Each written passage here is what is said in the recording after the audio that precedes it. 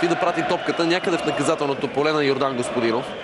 Центриране на близката града, отклонена с глава и това е 1-0.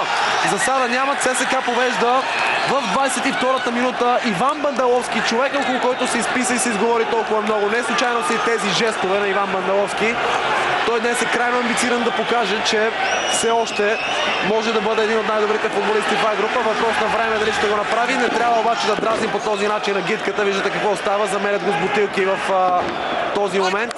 Има доста нерви от резервната скамейка на Локомотив Пловдив, защото Иван Бандаловски подразни малко публиката на домакините. Ето още веднъж свалената топка с глава на близката града накара цялата отбрана на Локомотив да е неподготвена. Джонго Присо игра с топката, след това имаше кой да покрие засадата, имаше и човек на градата и затова Бандаловски нямаше никакъв проблем да отбележи.